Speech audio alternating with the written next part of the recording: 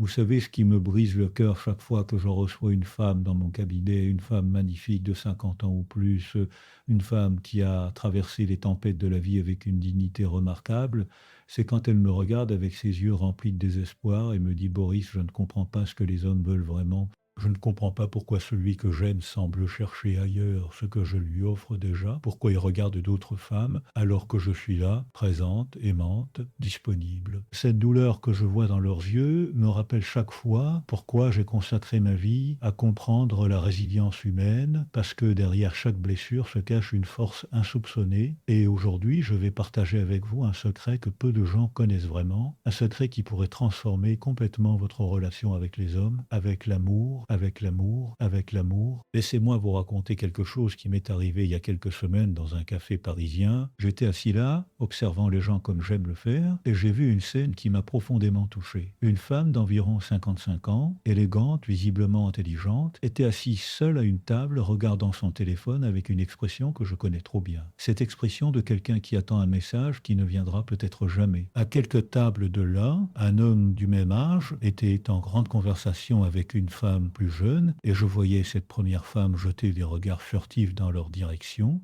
essayant de comprendre ce que cette autre femme avait qu'elle n'avait pas. Cette scène m'a rappelé combien nous sommes nombreux à chercher des réponses à l'extérieur, alors qu'elles se trouvent en nous, dans notre capacité à comprendre les mécanismes profonds du désir masculin, ces mécanismes que j'ai étudiés pendant des décennies à travers mes recherches sur l'attachement, le traumatisme et la reconstruction de soi. Avant de continuer, je veux vous demander quelque chose. Si ce que je vous raconte résonne en vous, si vous sentez que ces mots touchent quelque chose de profond dans votre expérience, alors abonnez-vous à cette chaîne parce que je vais partager avec vous des vérités que personne d'autre n'ose dire, des vérités issues de 40 ans de pratique clinique, de milliers d'heures passées à écouter les hommes et les femmes me confier leurs secrets les plus intimes, leurs peurs les plus profondes, leurs désirs les plus inavoués. Je ne suis pas là pour vous vendre du rêve, je suis là pour vous donner des outils concrets, scientifiquement prouvés, pour transformer votre vie amoureuse dès aujourd'hui. Maintenant, écoutez-moi bien parce que ce que je vais vous dire va peut-être vous faire mal, mais c'est nécessaire. Si vous ne comprenez pas ce que recherche vraiment un homme mûr en amour, si vous continuez à croire aux contes de fées qu'on vous a racontés, si vous persistez à penser que l'amour suffit ou que votre simple présence devrait être suffisante, alors vous risquez de vivre quelque chose de terrible. Vous risquez de voir l'homme que vous aimez, cet homme avec qui vous avez peut-être partagé des années de votre vie, cet homme que vous connaissez par cœur, vous risquez de le voir se tourner vers une autre femme. Pas nécessairement plus jeune, pas nécessairement plus belle, mais une femme qui comprend instinctivement ce dont je vais vous parler aujourd'hui. Et le plus douloureux dans tout cela, c'est que vous ne comprendrez même pas pourquoi, vous vous demanderez ce que vous avez fait de mal, vous remettrez en question votre valeur, votre beauté, votre intelligence, alors que le problème n'a jamais été vous en tant que personne, mais simplement votre compréhension des besoins masculins profonds. Je vois trop de femmes extraordinaires, des femmes qui ont construit des carrières brillantes, élevé des enfants merveilleux, traversé les épreuves avec un courage admirable. Je vois ces femmes se retrouver seules à 50 ou 60 ans, se demandant pourquoi elles n'arrivent pas à créer ou maintenir une relation profonde avec un homme. Et vous savez, ce qui est tragique, c'est qu'elles ont tout ce qu'il faut pour être désirées, aimées, adorées même, mais personne ne leur a jamais expliqué comment fonctionne vraiment le cerveau masculin. Personne ne leur a jamais dit que les hommes et les femmes ne parlent pas le même langage amoureux, que ce qui vous fait sentir aimé n'est pas nécessairement ce qui fait sentir aimé un homme, et vice-versa. Permettez-moi de vous expliquer quelque chose que j'ai découvert à travers mes recherches sur la neurobiologie de l'attachement. Quand un homme mûr, disons un homme de 50 ans ou plus, cherche une relation amoureuse, il ne cherche pas ce que cherchait le jeune homme qui était à 20 ou 30 ans. Son cerveau a changé, ses priorités ont évolué, ses besoins se sont transformés, mais voici le problème, la plupart des femmes continuent à interagir avec ces hommes mûrs comme si c'étaient encore des jeunes hommes. Elles utilisent les mêmes stratégies, les mêmes approches, les mêmes tentatives de séduction qui fonctionnaient peut-être il y a 20 ans, mais qui aujourd'hui tombent complètement à plat. Et pendant ce temps, ces hommes se sentent incompris, non vus, non appréciés pour ce qu'ils sont vraiment devenus. Laissez-moi être encore plus direct avec vous parce que le temps presse et je ne veux pas que vous passiez à côté de cette opportunité de transformation. Si vous ne prenez pas le temps de comprendre ce que je vais vous expliquer aujourd'hui, si vous fermez cette vidéo maintenant en vous disant que vous connaissez déjà tout cela, alors voici ce qui va se passer. Cet homme que vous désirez, cet homme avec qui vous rêvez de construire quelque chose, ou cet homme avec qui vous êtes déjà, mais qui semble distant, préoccupé, moins présent qu'avant, cet homme va rencontrer une femme qui comprend ses principes, consciemment ou inconsciemment, et il va se sentir attiré vers elle comme un aimant. Ce ne sera pas de sa faute, ce ne sera pas parce qu'il est superficiel ou immature, ce sera simplement parce que cette autre femme répondra à des besoins profonds qu'il a, des besoins dont il n'est peut-être même pas conscient lui-même, des besoins inscrits dans sa biologie, dans son histoire personnelle. Et vous savez ce qui est encore plus douloureux, c'est que vous allez assister impuissante à cette transformation, vous allez le voir s'illuminer en présence de cette autre femme, vous allez le voir redevenir cet homme passionné et attentif, généreux que vous pensiez avoir perdu, et vous resterez là vous demandant ce qui s'est passé, analysant chaque moment, chaque conversation, cherchant le moment précis où tout a basculé, vous torturant avec des questions sans réponse. Est-ce que je ne suis pas assez bien? Est-ce que je suis trop vieille? Est-ce que j'ai fait quelque chose de mal alors que la vérité est beaucoup plus simple et beaucoup plus difficile à accepter en même temps? Mais attendez, parce que ce n'est pas tout, et c'est là que cela devient vraiment effrayant. Non seulement vous risquez de perdre cet homme, non seulement vous risquez de le voir construire avec une autre femme la relation que vous désiriez avoir avec lui, mais en plus, vous allez intérioriser cet échec, vous allez le transformer en une croyance profonde sur vous-même, une croyance qui va empoisonner toutes vos futures tentatives de relation. Vous allez vous dire que vous n'êtes plus désirable à votre âge,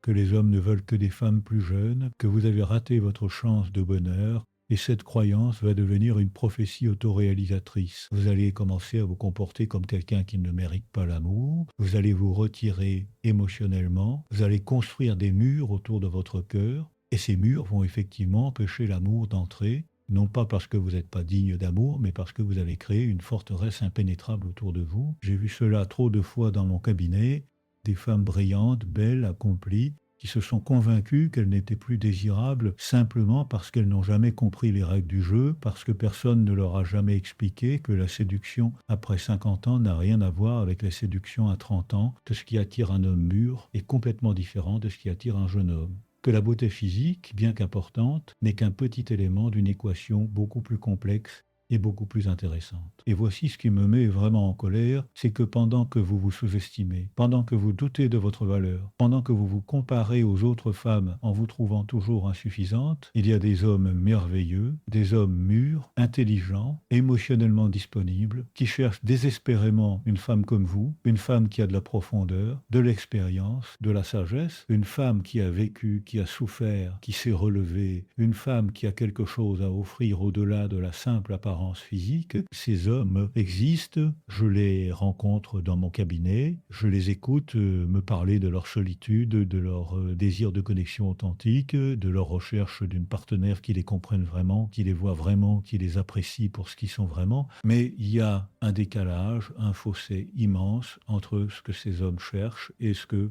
la plupart des femmes pensent qu'ils cherchent.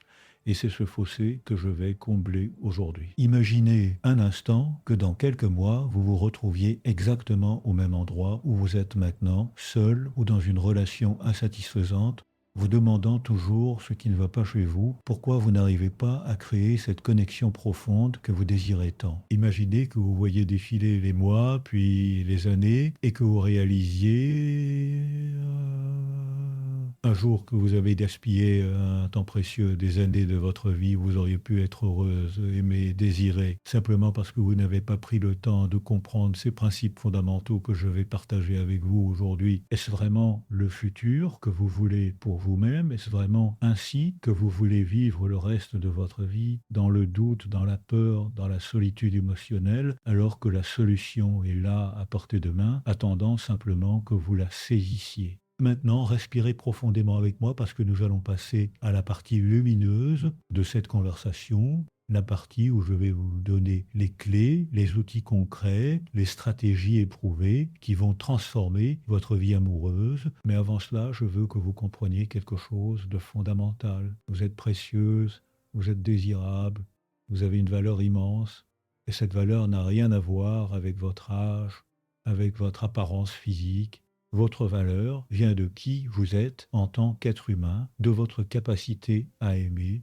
à vous connecter, à apporter de la lumière dans la vie de quelqu'un d'autre. Les femmes de votre génération, les femmes qui ont traversé ce que vous avez traversé, qui ont survécu à ce que vous avez survécu, ces femmes ont une force, une profondeur, une richesse intérieure que les jeunes femmes ne peuvent tout simplement pas avoir encore, non pas parce qu'elles sont inférieures, mais simplement parce que cette richesse vient avec le temps, avec l'expérience, avec les cicatrices que la vie nous laisse et qui deviennent nos plus belles décorations. Alors voici la première chose que vous devez comprendre sur ce que recherche vraiment un homme mûr en amour. Et cela va peut-être vous surprendre parce que c'est l'opposé de ce que la société vous a fait croire. Un homme mûr ne cherche pas une femme parfaite. Il ne cherche pas une femme sans histoire, sans passé, sans blessure. Ce qu'il cherche, c'est une femme qui a intégré son histoire, qui a transformé ses blessures en sagesse, qui a fait la paix avec son passé et qui peut être présente dans le moment présent sans être constamment tiraillée par ses traumatismes non résolus. Vous voyez, j'ai passé ma carrière à étudier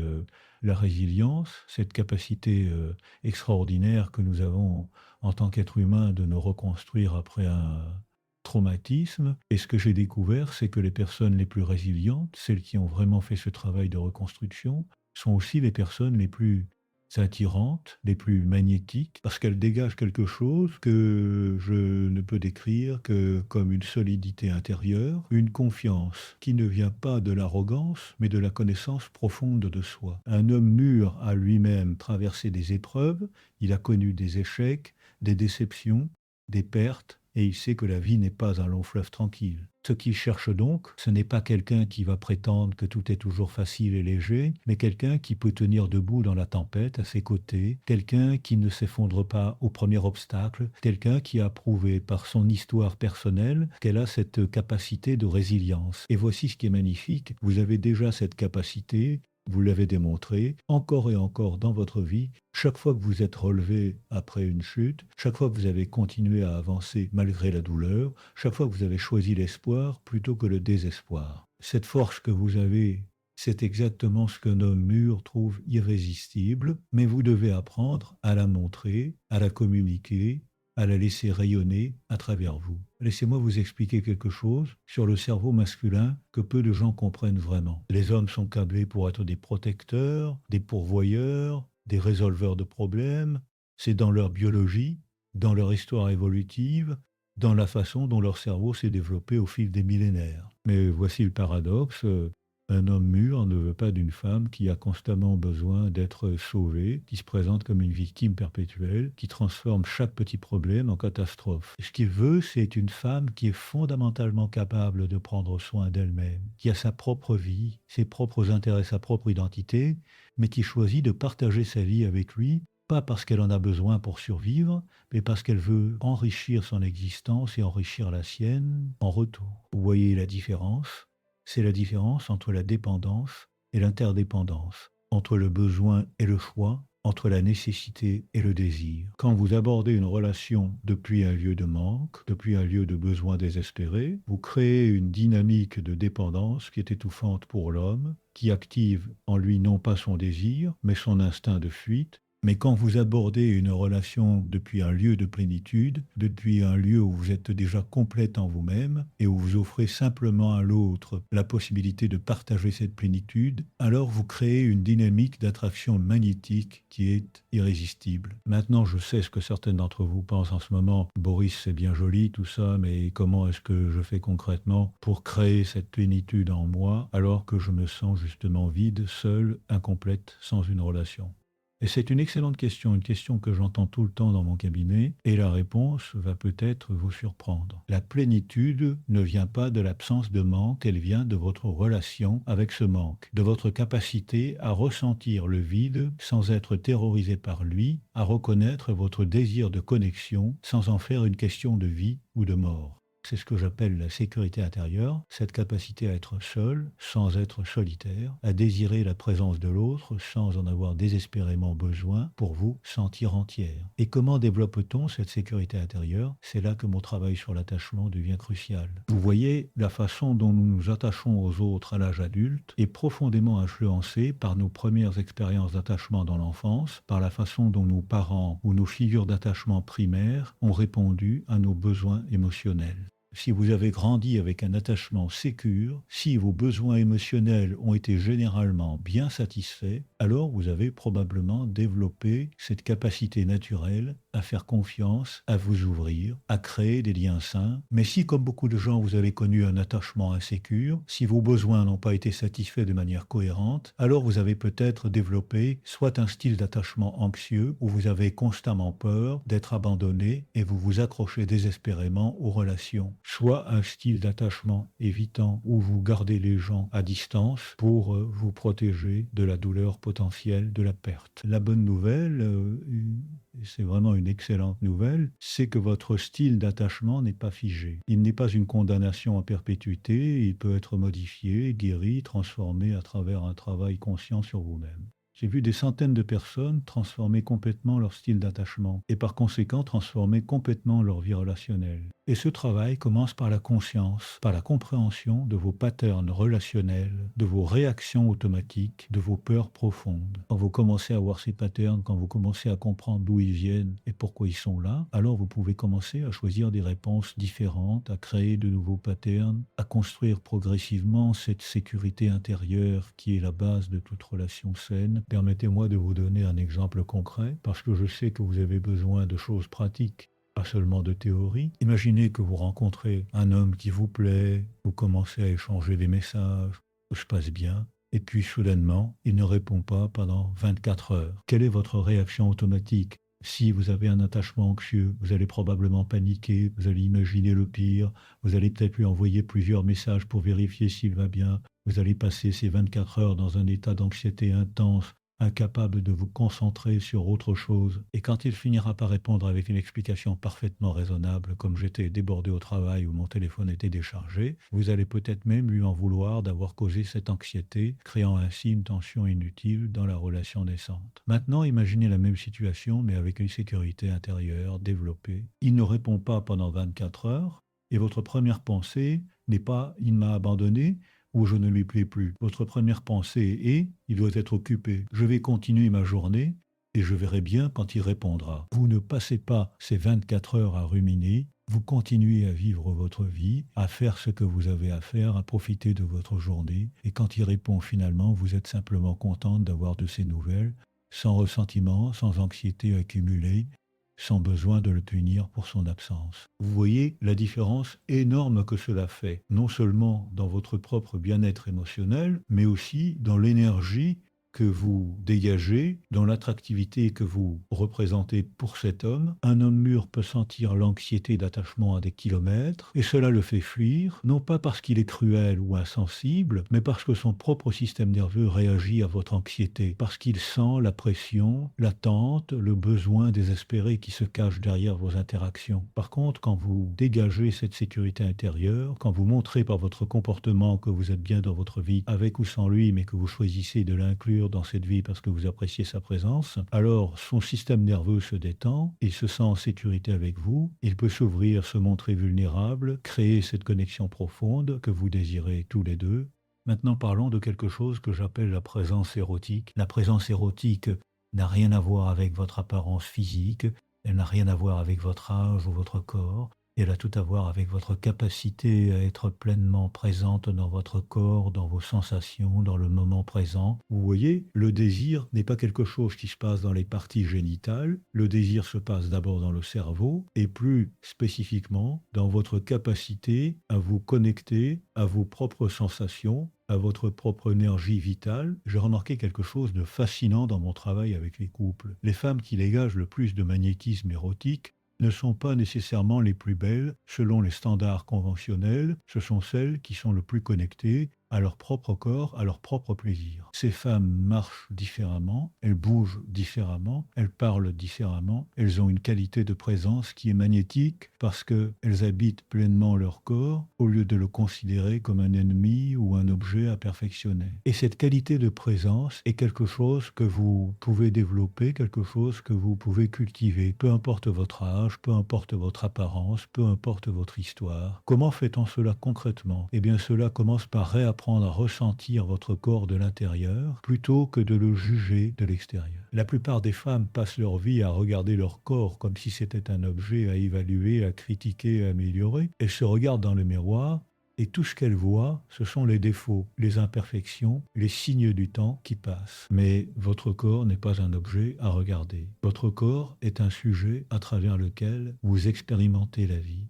C'est l'instrument à travers lequel vous ressentez le plaisir, la joie, la connexion, l'amour. Quand vous commencez à habiter votre corps de cette façon, quand vous commencez à vous concentrer sur ce que vous ressentez plutôt que sur comment vous pensez que vous avez l'air, alors quelque chose de magique se produit. Vous commencez à dégager cette présence érotique qui est irrésistible pour un homme mûr. Laissez-moi vous donner un exercice pratique que vous pouvez commencer dès aujourd'hui. Chaque matin, avant même de sortir du lit, prenez 5 minutes pour simplement ressentir votre corps, pas pour le juger, pas pour penser à ce que vous devez faire dans la journée, juste pour ressentir. Sentez le poids de votre corps sur le matelas, sentez la température de l'air sur votre peau, sentez votre respiration qui entre et qui sort, sentez les sensations dans différentes parties de votre corps. C'est un exercice simple mais profondément transformateur parce qu'il vous ramène dans votre corps, il vous reconnecte à votre capacité de ressentir,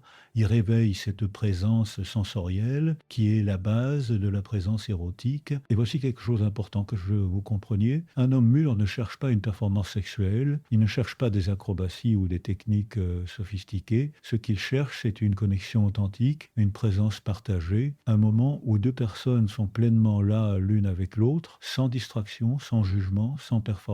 Les hommes mûrs me disent souvent dans mon cabinet qu'ils sont fatigués des relations où le sexe ressemble à une chorégraphie apprise, où leur partenaire semble jouer un rôle plutôt que d'être vraiment présente. Ce qu'ils désirent profondément, c'est cette qualité de présence authentique, cette capacité à être vulnérable, à se montrer tel qu'on est, à partager non pas une performance mais une expérience. Et cela nous amène à un autre point crucial, la vulnérabilité. Dans notre société, on a appris aux femmes que pour être désirables, elles doivent être parfaites. Mais voici la vérité que j'ai découverte à travers des décennies de recherche sur l'attachement et la connexion humaine. Ce n'est pas la perfection qui crée l'intimité, c'est la vulnérabilité. Quand vous avez le courage de vous montrer tel que vous êtes vraiment, avec vos peurs, vos doutes, vos imperfections, vos besoins, alors vous créez un espace où l'autre peut aussi se montrer tel qu'il est vraiment. Et c'est dans cet espace de vulnérabilité partagée que naît la véritable intimité. Mais attention, et c'est important, la vulnérabilité n'est pas la même chose que la dépendance ou la faiblesse. La vulnérabilité, c'est la force de montrer votre humanité, de reconnaître que vous n'avez pas toutes les réponses, que vous avez parfois peur, parfois mal, parfois besoin de soutien, mais que vous êtes fondamentalement capable de gérer votre vie et vos émotions. C'est très différent de se présenter comme une victime qui a besoin d'être sauvée, très différent de déverser tous vos problèmes sur l'autre en attendant qu'il les résolve pour vous. La vulnérabilité authentique vient d'un lieu de force, pas de faiblesse. Elle dit: je suis assez forte pour reconnaître ma fragilité, je suis assez courageuse pour me montrer telle que je suis. Un homme mûr trouve cette vulnérabilité authentique incroyablement attractive parce qu'elle lui donne la permission d'être lui-même vulnérable aussi. Elle crée un espace de sécurité émotionnelle où il peut baisser ses défenses, où il peut partager ses propres peurs et doutes sans craindre d'être jugé ou rejeté. Vous voyez, les hommes aussi ont des peurs, des insécurités, des blessures, mais on leur a appris depuis l'enfance à les cacher, à être fort, à ne jamais montrer de faiblesse. Cette armure qu'ils portent est lourde et épuisante, et ce qu'ils cherchent vraiment, c'est une femme avec qui ils peuvent enfin déposer cette armure, une femme qui ne les jugera pas pour leur humanité, une femme qui peut tenir l'espace pour leur vulnérabilité tout en restant solide dans sa propre force. Parlons maintenant de quelque chose que j'appelle l'admiration mutuelle, et c'est un élément absolument crucial de ce que recherche un homme mûr en amour. Vous voyez, dans les premières phases d'une relation, l'attraction physique et la passion suffisent souvent à maintenir la connexion, mais à mesure que la relation mûrit, ce qui devient de plus en plus important, c'est le respect mutuel et l'admiration. Un homme mûr a besoin de sentir que vous le respectez, que vous admirez certaines qualités en lui, vous voyez sa valeur au-delà de ce qu'il peut faire pour vous, vous apporter matériellement. Mais voici ce qui est intéressant, cette admiration doit être authentique. Elle ne peut pas être feinte ou manipulatrice. Les hommes ont un radar très sensible pour la fausse admiration, pour les compliments vides, qui sont juste des tentatives de manipulation. Ce qu'ils cherchent, c'est une admiration sincère, basée sur une vraie compréhension et appréciation de qui ils sont. Et pour pouvoir offrir cette admiration authentique, vous devez d'abord être capable de voir l'homme devant vous clairement, sans projeter sur lui vos fantasmes ou vos besoins non satisfaits, sans le comparer constamment à d'autres hommes ou à un idéal impossible. Et voici quelque chose de crucial que beaucoup de femmes ne comprennent pas. L'admiration doit être réciproque. Un homme mûr ne cherche pas une groupie qu'il adore aveuglément, il cherche une partenaire qu'il peut admirer en retour, une femme qui a ses propres accomplissements, ses propres passions, ses propres qualités remarquables.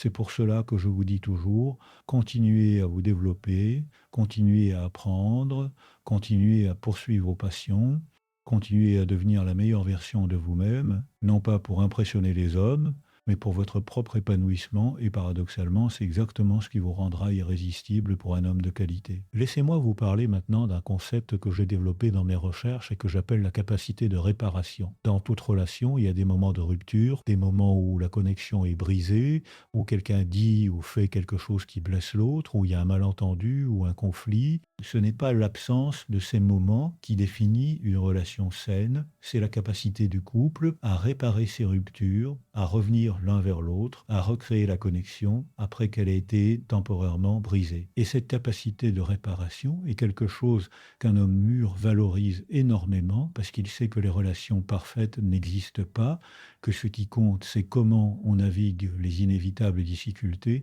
Une femme qui a une bonne capacité de réparation est une femme qui peut reconnaître sa part de responsabilité dans un conflit sans s'effondrer dans la honte ou la défensive, qui peut présenter des excuses sincères quand elle a fait une erreur, qui peut pardonner quand l'autre fait une erreur, qui peut initier la reconnexion après une dispute au lieu de bouder ou de punir l'autre avec le silence. Cette capacité est incroyablement attractive pour un homme mûr, parce qu'elle signale que vous êtes quelqu'un avec qui il peut construire une relation durable, quelqu'un qui ne va pas abandonner au premier obstacle, quelqu'un qui est engagé dans le processus de co-création d'une relation saine. Et comment développe-t-on cette capacité de réparation?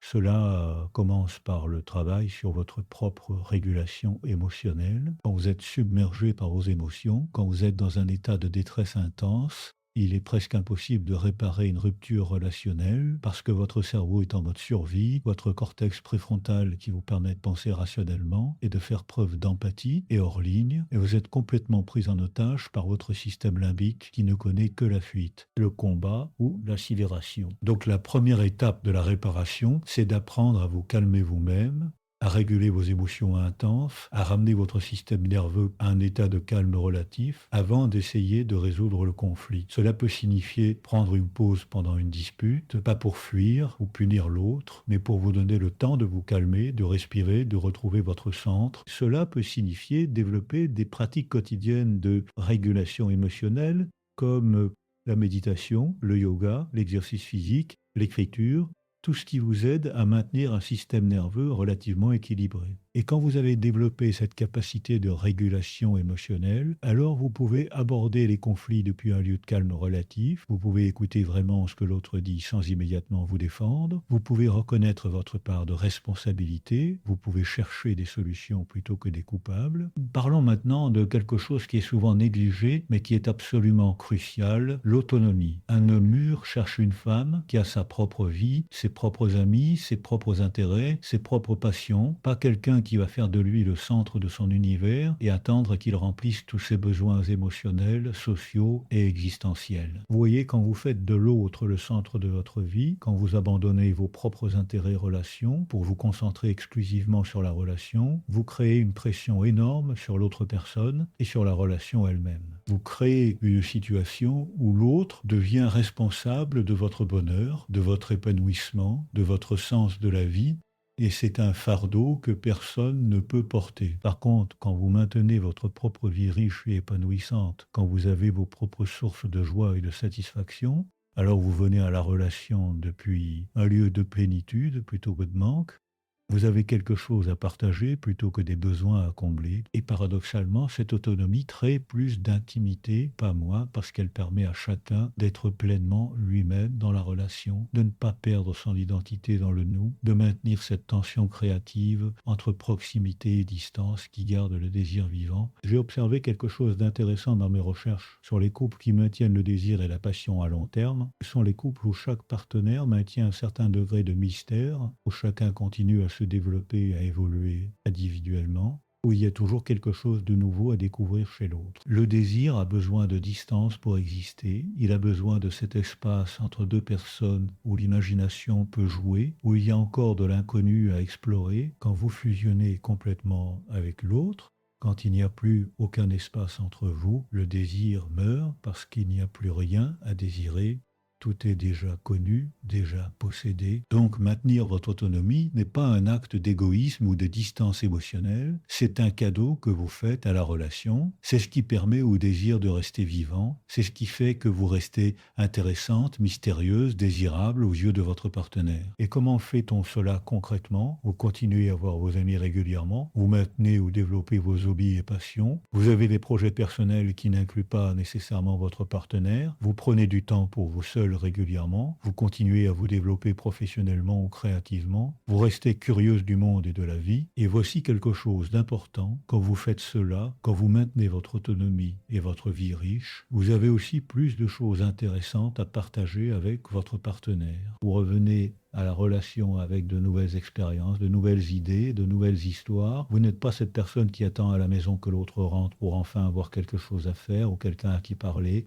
Vous êtes une personne entière, complète, qui choisit de partager sa vie avec l'autre, et cette qualité d'être est incroyablement attractive pour un homme mûr. Maintenant, je veux vous parler de quelque chose qui est peut-être le plus important de tout ce que je vais vous dire aujourd'hui, et c'est la joie. Un homme mûr cherche une femme qui sait comment trouver de la joie dans la vie, qui n'est pas constamment dans la plainte, dans la critique, dans la négativité, qui peut voir la beauté et l'humour même dans les situations difficiles, qui apporte de la légèreté et du plaisir dans la relation. Vous voyez, la vie est déjà assez difficile, assez compliquée, assez stressante. Ce qu'un homme cherche dans une relation, ce n'est pas plus de lourdeur, mais un refuge, un espace où il peut se détendre, rire, se sentir léger, se reconnecter à cette partie de lui qui sait encore jouer et s'amuser. Maintenant, je sais que certaines d'entre vous pensent, mais Boris, comment puis-je être joyeuse alors que ma vie est difficile, que j'ai des problèmes, des soucis, des responsabilités? Et je comprends vraiment. Et voici ce que j'ai appris à travers mes années de travail avec des survivants de traumatismes graves. La joie n'est pas l'absence de difficultés. La joie est une capacité, une compétence que l'on peut développer. C'est la capacité de trouver des moments de lumière même dans l'obscurité, de rire même quand c'est difficile, de trouver de la beauté même dans les situations imparfaites. Cette capacité de joie est en fait une forme de résilience. C'est ce qui nous permet de continuer à avancer, même quand la vie est dure. C'est ce qui nous empêche de sombrer dans le désespoir et la dépression. Et vous pouvez cultiver cette capacité consciemment. Vous pouvez entraîner votre cerveau à remarquer les choses positives, à apprécier les petits plaisirs, à trouver de l'humour dans les situations absurdes de la vie. Cela ne signifie pas nier vos problèmes ou prétendre que tout va bien quand ce n'est pas le cas. Cela signifie simplement maintenir un équilibre, ne pas laisser les difficultés occuper tout l'espace de votre conscience, garder de la place pour la beauté, pour le plaisir, pour la gratitude. Et voici quelque chose de fascinant que les neurosciences nous ont appris. Votre cerveau a ce qu'on appelle un biais de négativité, c'est-à-dire qu'il est naturellement plus attentif aux choses négatives qu'aux choses positives. Et cela a du sens d'un point de vue évolutif, parce que nos ancêtres qui étaient très attentifs aux dangers avaient plus de chances de survivre. Mais dans notre monde moderne, ce biais de négativité peut nous rendre malheureux si nous ne le compensons pas consciemment en dirigeant notre attention vers le positif. Et la bonne nouvelle, c'est que vous pouvez littéralement recabler votre cerveau en pratiquant régulièrement la gratitude, l'appréciation, la recherche active de moments de joie et de beauté dans votre quotidien. Laissez-moi vous donner un exercice pratique que je recommande à toutes mes patientes. Chaque soir avant de vous coucher, prenez quelques minutes pour noter 3 choses positives qui se sont passées dans votre journée, peu importe leur taille. Cela peut être aussi simple qu'une tasse de café délicieuse, un sourire échangé avec un étranger, un rayon de soleil à travers la fenêtre, un moment de rire. L'important, c'est de diriger consciemment votre attention vers ces moments positifs, de les remarquer, de les savourer, de les ancrer dans votre mémoire. Si vous faites cet exercice régulièrement pendant quelques semaines, vous allez commencer à remarquer un changement dans votre humeur générale, dans votre capacité à trouver de la joie, dans l'énergie que vous dégagez, et cette énergie joyeuse est comme un aimant pour un homme mûr. Parlons maintenant de quelque chose qui est souvent mal compris, la communication. On entend souvent dire que la communication est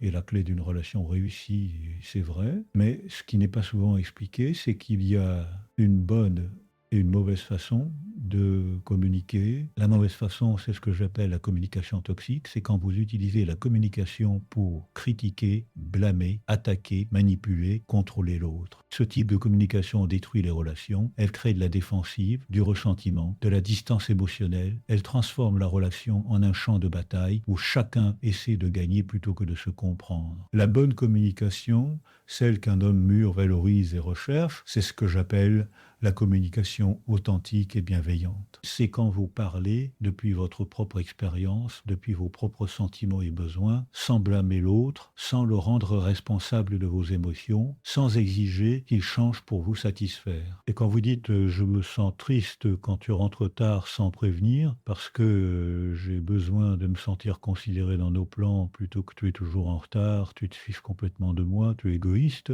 vous voyez la différence. La première formulation parle de votre expérience sans attaquer l'autre, elle ouvre un espace pour le dialogue et la compréhension. La deuxième formulation attaque le caractère de l'autre et le met immédiatement sur la défensive. Cette façon de communiquer s'appelle la communication non violente et c'est une compétence que vous pouvez apprendre et pratiquer. Elle repose sur 4 étapes simples. D'abord, vous observez les faits sans jugement ni interprétation. Ensuite, vous identifiez et exprimez vos sentiments par rapport à ces faits. Puis, vous identifiez et exprimez vos besoins sous-jacents. Et enfin, vous faites une demande claire et concrète sans exiger. Cette façon de communiquer transforme complètement la dynamique relationnelle parce qu'elle permet à chacun de se sentir entendu et respecté.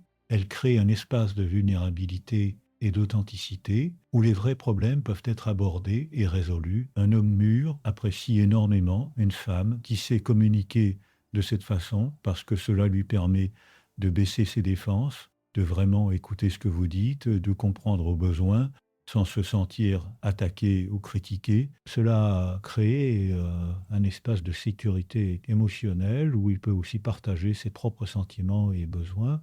Vous pouvez vraiment vous rencontrer dans votre humanité partagée plutôt que de rester dans des positions défensives et des jeux de pouvoir. Et voici quelque chose d'important que je veux que vous compreniez sur la communication. Parfois, le silence est plus puissant que les mots.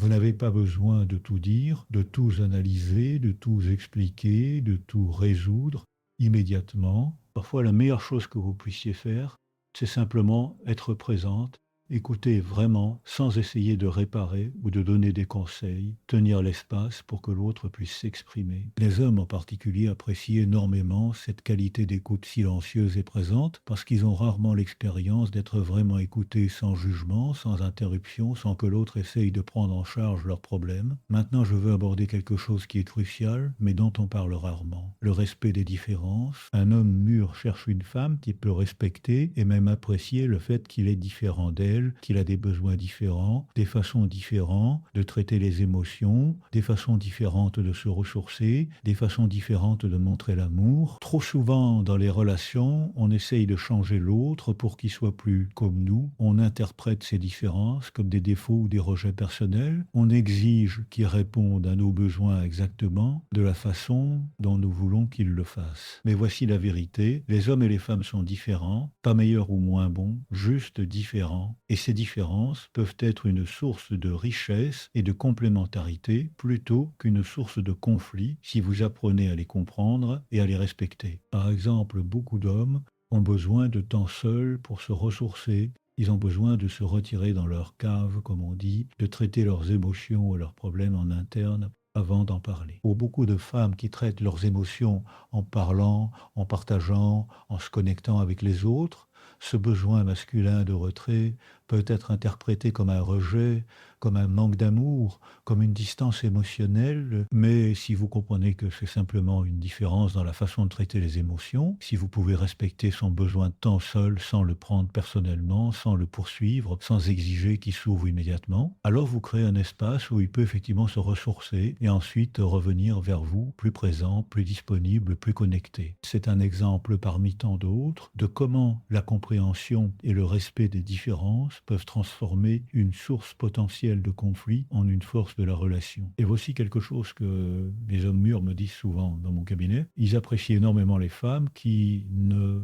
les comparent pas constamment aux autres hommes, qui ne leur reprochent pas de ne pas être comme le mari de leur ami, ou comme leur ex, ou comme le héros romantique d'un film. Chaque homme est unique, avec ses propres forces et faiblesses, ses propres façons de montrer l'amour, ses propres limites et capacités. Quand vous acceptez et appréciez l'homme devant vous pour ce qu'il est vraiment, plutôt que de le comparer constamment à un idéal impossible, vous créez un espace où il peut se détendre, être lui-même, vous offrir le meilleur de lui-même. Parlons maintenant de quelque chose que j'appelle l'intelligence émotionnelle, et c'est peut-être la qualité la plus importante qu'un homme mûr recherche chez une femme. L'intelligence émotionnelle, c'est la capacité de reconnaître, comprendre et gérer vos propres émotions ainsi que les émotions des autres. C'est la capacité de ne pas être submergé par vos émotions, de ne pas réagir impulsivement, de pouvoir prendre du recul et choisir consciemment comment vous voulez répondre à une situation plutôt que de simplement réagir automatiquement. Une femme avec une haute intelligence émotionnelle est une femme qui peut reconnaître quand elle est déclenchée, quand elle est en train de réagir depuis une blessure ancienne plutôt que depuis la situation présente, qui peut prendre la responsabilité de ses émotions sans blâmer l'autre, qui peut communiquer ses besoins clairement, sans manipulation. Il peut lire les émotions de l'autre et y répondre avec empathie, sans se perdre dans ses émotions. Cette capacité est incroyablement attractive pour un homme mûr parce qu'elle crée une stabilité émotionnelle dans la relation. Elle lui permet de se sentir en sécurité, de savoir que vous n'allez pas exploser pour des petites choses, que vous pouvez gérer les inévitables hauts et bas de la vie et de la relation avec une certaine grâce. Et comment développe-t-on l'intelligence émotionnelle? Cela commence par ce que j'appelle l'auto-observation bienveillante. Vous commencez à observer vos propres émotions comme si vous étiez un scientifique curieux plutôt qu'un juge critique. Quand vous sentez une émotion forte monter en vous, au lieu de soit la réprimer, soit vous laisser complètement submerger par elle, vous prenez un moment pour simplement l'observer, pour la nommer, pour vous demander d'où elle vient, quel besoin non satisfait elle signale, quelle blessure ancienne elle pourrait être en train de réactiver. Cette pratique d'auto-observation crée ce que j'appelle un espace de réponse entre le stimulus et votre réaction. C'est cet espace qui vous donne la liberté de choisir comment vous voulez répondre plutôt que de réagir automatiquement. Et plus vous pratiquez cette auto-observation, plus cet espace s'élargit, plus vous développez cette capacité de régulation émotionnelle qui est la marque de l'intelligence émotionnelle mature. Et cette capacité transforme non seulement vos relations, mais toute votre vie. Elle vous donne un sentiment de maîtrise et de confiance en vous-même qui est profondément attirant. Maintenant, je veux vous parler de quelque chose qui est souvent négligé, mais qui est absolument crucial pour maintenir le désir à long terme.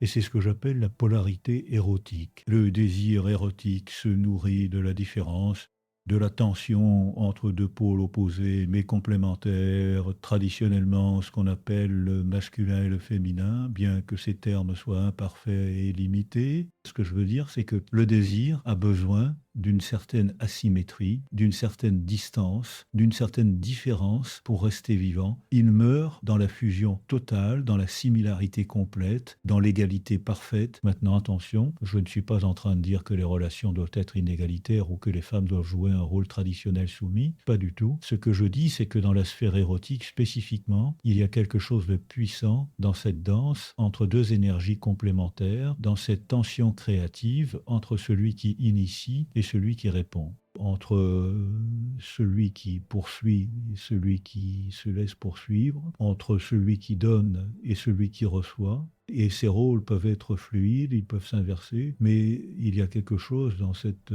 dynamique qui maintient le désir vivant. Beaucoup de couples modernes ont complètement éliminé cette polarité dans leur quête d'égalité absolue. Ils sont devenus des colocataires, des partenaires de vie, des coparents, mais ils ont perdu cette étincelle érotique qui les avait initialement attirés l'un vers l'autre. Et c'est dommage parce qu'on peut avoir à la fois l'égalité dans la vie quotidienne, dans les décisions, dans le partage des responsabilités, et maintenir cette polarité dans la sphère érotique. En fait, je dirais que c'est essentiel si vous voulez maintenir le désir vivant à long terme.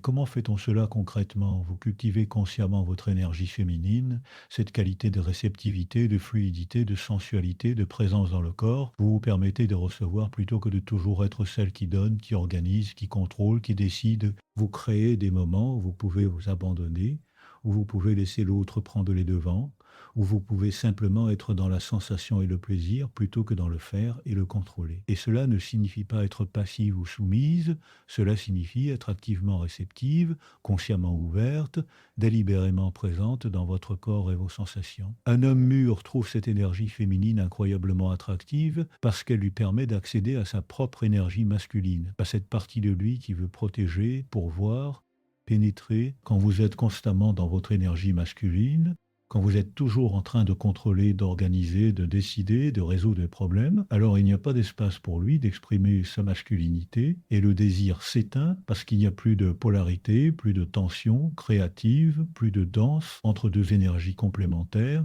Maintenant, parlons de quelque chose qui est peut-être le plus difficile, mais aussi le plus important, et c'est le pardon. Dans toute relation à long terme, il y aura des blessures, des déceptions, des trahisons petites ou grandes, des moments où l'autre vous fait du mal intentionnellement ou non. La capacité de pardonner, de vraiment pardonner, pas juste de dire les mots, mais de lâcher le ressentiment et la rancune, cette capacité est absolument essentielle pour maintenir une relation saine et aimante. Un homme mûr cherche une femme qui a cette capacité de pardon parce qu'il sait qu'il n'est pas parfait, qu'il va faire des erreurs, qu'il va parfois vous décevoir, et il a besoin de savoir qu'il peut se tromper sans être condamné à perpétuité.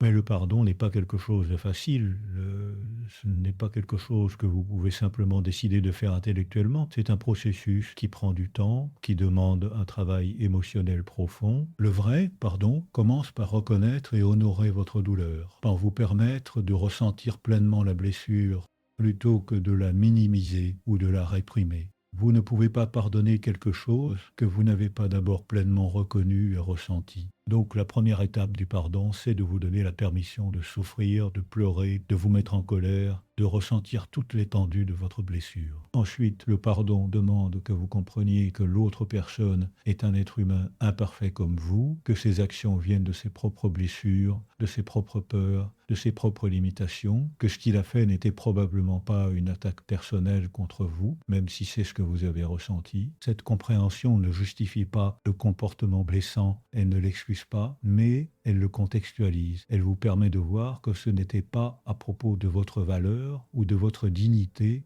c'était à propos de ses propres problèmes non résolus. Et finalement, le pardon est un choix que vous faites pour vous-même plus que pour l'autre. C'est le choix de ne plus porter le poids du ressentiment et de la rancune, de ne plus laisser cette blessure définir votre présent et votre futur, de libérer l'énergie que vous investissez dans la colère et le ressentiment pour pouvoir l'investir dans la création de la vie que vous voulez. Le pardon ne signifie pas oublier ce qui s'est passé ou accepter que cela se reproduise. Cela signifie simplement que vous choisissez de ne plus être défini par cette blessure, que vous choisissez de vous libérer de son emprise sur vous.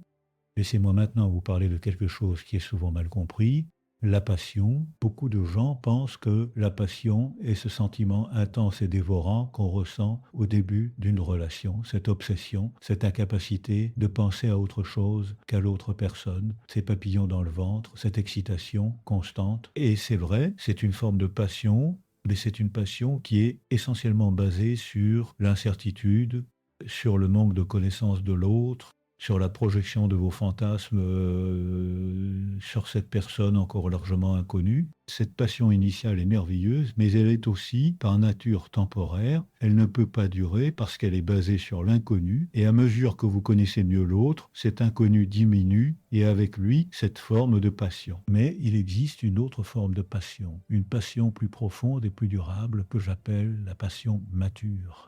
Cette passion ne vient pas de l'incertitude, mais de la connaissance profonde. Elle ne vient pas du mystère, mais de la reconnaissance. Elle ne vient pas de la projection, mais de la vraie rencontre entre deux personnes qui se voient vraiment. Cette passion mature est plus calme que la passion initiale. Elle est moins spectaculaire, moins dramatique, mais elle est aussi plus profonde, plus stable, plus satisfaisante à long terme. C'est la passion qui vient quand vous connaissez quelqu'un dans toute sa complexité, avec ses forces et ses faiblesses, ses lumières et ses ombres, et que vous choisissez consciemment de l'aimer, de le désirer, de construire une vie avec lui. Un homme mûr comprend la différence entre ces deux formes de passion, et ce qu'il cherche, c'est une femme qui peut créer et maintenir cette passion mature, qui ne va pas paniquer quand la passion initiale commence à s'estomper, en pensant que l'amour est mort, qui comprend que la vraie passion se construit consciemment jour après jour, à travers les petits gestes, les attentions, la présence, l'intimité partagée. Cette passion mature se nourrit de la curiosité continue pour l'autre, de la volonté de continuer à découvrir de nouvelles facettes de cette personne, de la capacité à voir l'autre avec des yeux neufs plutôt que de le tenir pour acquis. Et comment cultive-t-on cette passion mature? Vous maintenez votre curiosité pour l'autre, vous lui posez des questions, vous vous intéressez vraiment à ses pensées, ses rêves, ses peurs, vous créez des moments d'intimité émotionnelle où vous pouvez vraiment vous rencontrer. Au-delà des routines quotidiennes, vous continuez à faire des choses nouvelles ensemble, à créer de nouvelles expériences,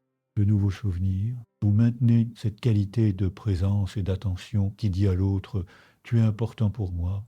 Je te vois. Maintenant, je veux vous parler de quelque chose qui est crucial, mais dont on parle rarement, la loyauté. Un homme mûr cherche une femme qui est loyale, qui est dans son coin, qui le soutient même quand c'est difficile, qui ne va pas le critiquer publiquement ou le rabaisser devant les autres, qui le défend quand il n'est pas là pour se défendre lui-même, qui est son allié, sa partenaire, sa complice dans la vie. Cette loyauté est une des choses les plus importantes pour un homme parce qu'elle crée un sentiment de sécurité profond. Elle lui permet de savoir qu'il peut compter sur vous, que vous n'allez pas l'abandonner au premier obstacle, que vous êtes engagé dans la relation pour le long terme. Mais la loyauté ne signifie pas l'aveuglement, ne signifie pas que vous devez approuver tout ce qu'il fait ou être d'accord avec toutes ses décisions, ne signifie pas que vous devez sacrifier votre propre intégrité pour le protéger. La vraie loyauté, c'est quand vous pouvez être honnête avec lui en privé sur vos désaccords ou vos préoccupations, mais que vous le soutenez publiquement, que vous présentez un front uni au monde extérieur, que vous protégez la relation et sa dignité même quand vous n'êtes pas d'accord avec tout ce qu'il fait. Un homme mûr apprécie énormément une femme qui comprend cette distinction subtile, qui peut être à la fois son allié loyal et sa critique honnête, qui peut le challenger et le pousser à être meilleur, tout en restant fondamentalement dans son coin. C'est un équilibre délicat à maintenir, mais c'est absolument essentiel pour créer le type de partenariat profond que recherche un homme mûr. Parlons maintenant de quelque chose qui est souvent négligé, mais qui est absolument crucial, l'appréciation. Un homme mûr a besoin de sentir qu'il est apprécié, que ce qu'il fait est vu et reconnu, que ses efforts sont valorisés. Trop souvent dans les relations à long terme, on commence à tenir l'autre pour acquis, on arrête de remarquer et d'apprécier tout ce qu'il fait, on se concentre sur ce qui manque plutôt que sur ce qui est là, on critique plus qu'on ne complimente, et progressivement, cette absence d'appréciation érode la relation, elle crée du ressentiment, de la distance, un sentiment de ne pas être vu ou valorisé. L'appréciation est comme l'eau pour une plante, sans elle la relation se dessèche et meurt, avec elle la relation fleurit et s'épanouit, et l'appréciation ne coûte rien, elle ne demande pas d'efforts énormes, elle demande simplement que vous preniez le temps de remarquer ce que l'autre fait, de le reconnaître, de le remercier, de lui dire que vous voyez ses efforts et que vous les appréciez. Cela peut être aussi simple que merci d'avoir sorti les poubelles. J'apprécie que tu aies pensé à acheter mon café préféré. Je te suis reconnaissante pour tout ce que tu fais pour notre famille. J'admire ta façon de gérer cette situation difficile au travail. Ces petits moments d'appréciation s'accumulent avec le temps. Ils créent un climat émotionnel positif dans la relation. Ils font que l'autre se sent vu, valorisé, important. Et cela nourrit son désir de continuer à faire des efforts, de continuer à être présent, de continuer à investir dans la relation. Par contre, quand l'appréciation est absente, quand tout ce qu'il entend c'est de la critique et des plaintes, alors il commence à se retirer émotionnellement, à se demander pourquoi il fait tous ces efforts, si de toute façon ce n'est jamais assez, si de toute façon vous ne remarquez que ce qui ne va pas. Donc voici un exercice pratique que je vous recommande. Chaque jour, trouvez au moins 3 choses que votre partenaire fait que vous appréciez, peu importe leur taille, et exprimez cette appréciation clairement et spécifiquement. Ne dites pas juste merci, dites merci d'avoir fait la vaisselle ce soir, cela m'a vraiment aidé parce que j'étais fatigué, ou j'apprécie vraiment la façon dont tu as géré cette conversation difficile avec ton patron, j'admire ton courage. Cette pratique va transformer l'atmosphère de votre relation, elle va créer un cycle positif où chacun se sent apprécié, et donc motivé à continuer à faire des efforts. Maintenant, je veux aborder quelque chose qui est peut-être controversé, mais que je crois important de dire. Un homme mûr cherche une femme qui le respecte en tant qu'homme, qui valorise sa masculinité plutôt que de la dénigrer ou de la considérer comme toxique ou problématique. Nous vivons à une époque où la masculinité est souvent critiquée, où les hommes sont souvent présentés comme le problème. Et bien sûr, il y a des formes toxiques de masculinité qui doivent être critiquées et changées, mais il y a aussi des aspects positifs de la masculinité qui méritent d'être célébrés et appréciés. Un homme mûr veut sentir que sa force est appréciée, que sa capacité à protéger, pourvoir est valorisée, que son désir de résoudre les problèmes est reconnu comme un cadeau plutôt que critiqué comme une tentative de contrôle, que sa façon d'exprimer l'amour à travers les actions plutôt que les mots est comprise et appréciée. Il veut sentir qu'il peut être un homme dans toute sa masculinité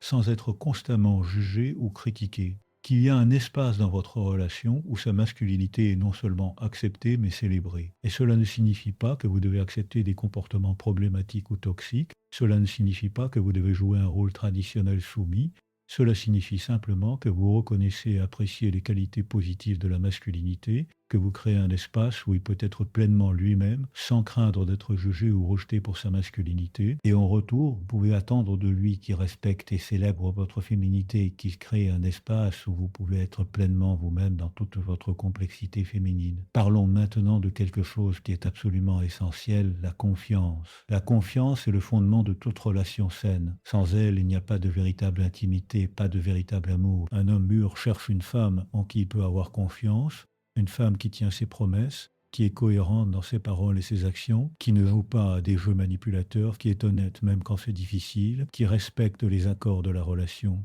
Mais la confiance n'est pas quelque chose qui se donne aveuglément au début d'une relation, c'est quelque chose qui se construit progressivement à travers des actions cohérentes au fil du temps. Chaque fois que vous faites ce que vous dites que vous allez faire, chaque fois que vous êtes honnête, même quand c'est inconfortable, chaque fois que vous respectez les limites et les accords de la relation, vous déposez de l'argent dans la banque de la confiance. Et progressivement, cette banque se remplit et la relation peut s'approfondir, l'intimité peut grandir, la vulnérabilité peut s'exprimer. Par contre, chaque fois que vous mentez, même par omission, chaque fois que vous ne respectez pas vos promesses, chaque fois que vous trahissez la confiance de l'autre, vous retirez de l'argent de cette banque, et si vous retirez trop sans redéposer, la banque se vide et la relation meurt. Donc soyez impeccable avec votre parole, soyez cohérente entre ce que vous dites et ce que vous faites, soyez digne de confiance dans les petites choses comme dans les grandes, et vous créerez une fondation solide sur laquelle une relation profonde et durable peut être construite. Et voici quelque chose d'important,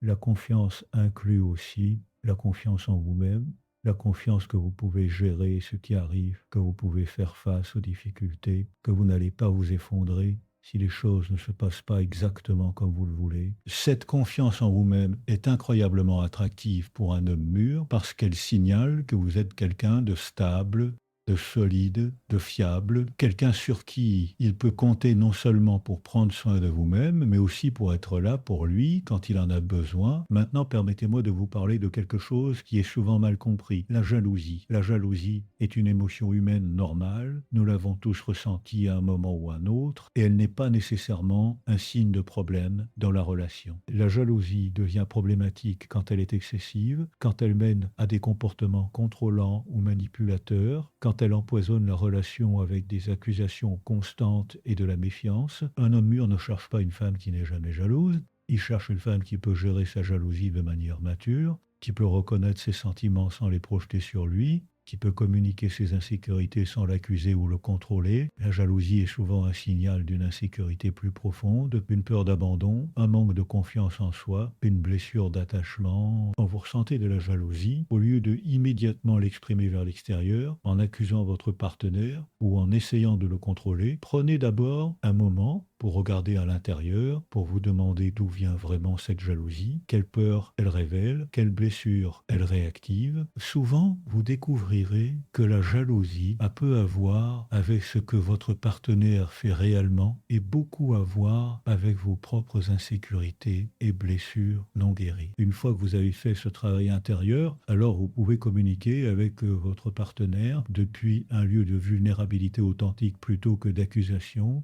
Vous pouvez dire: «Je me sens insécure quand je te vois parler avec cette femme parce que j'ai peur de ne pas être assez bien pour toi. Plutôt que tu flirtes toujours avec d'autres femmes, tu n'as aucun respect pour moi». La première communication ouvre un espace pour la connexion et la réassurance. La deuxième crée de la défensive et du conflit. Et voici quelque chose d'important qu'un homme mûr apprécie énormément: une femme qui lui fait confiance, qui ne le surveille pas constamment, qui ne fouille pas dans son téléphone, qui ne l'interroge pas sur chaque conversation qu'il a avec une autre femme, qui lui donne de l'espace pour avoir sa propre vie, ses propres amitiés. Cette confiance est un cadeau précieux que vous lui faites et elle crée un espace de liberté dans la relation où chacun peut être pleinement lui-même sans se sentir étouffé ou contrôlé. Parlons maintenant de quelque chose qui est absolument crucial pour maintenir une relation vivante à long terme: la croissance. Un homme mûr cherche une femme qui est engagée dans sa propre croissance personnelle, qui continue à apprendre, à évoluer, à se développer, qui ne reste pas figée dans qui elle était il y a 10 ou 20 ans. Il cherche une femme qui le challenge à grandir aussi, qui l'inspire à devenir une meilleure version de lui-même, qui voit son potentiel et l'encourage à l'actualiser. La croissance personnelle n'est pas un luxe, c'est une nécessité si vous voulez maintenir une relation vivante et épanouissante à long terme. Quand vous arrêtez de grandir, quand vous devenez complaisante, quand vous cessez d'être curieuse et ouverte à de nouvelles expériences et perspectives, alors vous commencez à stagner et avec vous, la relation stagne aussi. Par contre, quand vous êtes engagé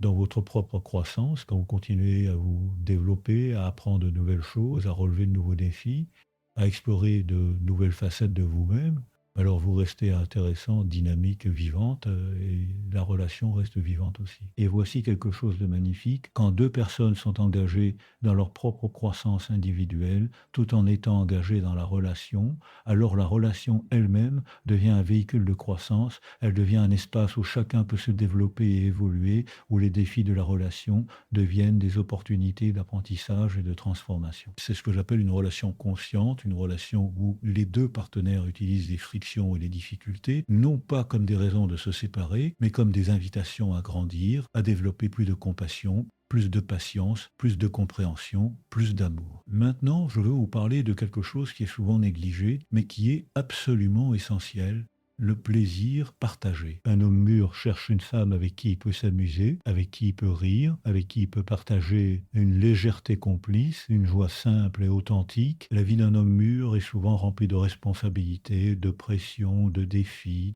Sa relation amoureuse ne doit pas être un fardeau de plus, mais un havre de paix, un espace de ressourcement, un lieu où il peut déposer son armure et simplement être. Il ne cherche pas le grand frisson permanent ou le drame passionnel. Il a déjà vécu cela. Ce qu'il recherche, c'est la chaleur d'un rire partagé en préparant le dîner, le plaisir d'une conversation qui s'étire tard dans la nuit, la complicité d'un regard qui dit «je te comprends» sans avoir besoin de mots. Il cherche une partenaire de jeu, quelqu'un qui sait ne pas tout prendre au sérieux, qui sait voir l'absurdité et la beauté des petites choses de la vie. Cette capacité à cultiver la joie ensemble est le ciment qui rend une relation résiliente face aux inévitables tempêtes de la vie. Alors si l'on rassemble toutes ces pièces du puzzle, la sécurité émotionnelle, la confiance, la croissance mutuelle, la joie partagée, quel est le portrait final? Quel est ce grand secret de ce que recherche réellement un homme mûr? Le voici. Il ne cherche pas une femme pour combler un vide. Il a passé des années à apprendre à être un homme complet par lui-même. Il ne cherche pas une muse pour l'inspirer, car il a trouvé sa propre source de motivation intérieure. Il ne cherche pas une infirmière pour panser ses blessures, car il a fait le travail difficile de guérir son propre passé. Ce qu'un homme mûr recherche, au plus profond de son être, c'est une égale, une partenaire, une alliée. Il cherche une femme qui a mené son propre voyage, qui a affronté ses propres démons, qui a construit son propre royaume intérieur, une femme qui est tout aussi entière, consciente et souveraine que ce qu'il s'efforce d'être. Il ne veut pas d'une relation de dépendance, mais une alliance de deux forces. Une interdépendance choisie, où un plus un ne fait pas deux, mais trois, lui, vous, et la relation magnifique que vous construisez ensemble. Un espace sacré où chacun soutient l'autre pour qu'il devienne encore plus lui-même. En fin de compte, le secret n'est pas de devenir la femme parfaite pour lui, c'est de vous engager à devenir la version la plus authentique, la plus épanouie et la plus aimante de vous-même. Car c'est cette femme-là, solide, vibrante et libre, qu'un homme mûr, lui-même solide et conscient, reconnaîtra instantanément, non pas comme une moitié qui lui manque, mais comme l'autre âme souveraine avec qui il a enfin envie de partager le reste du chemin.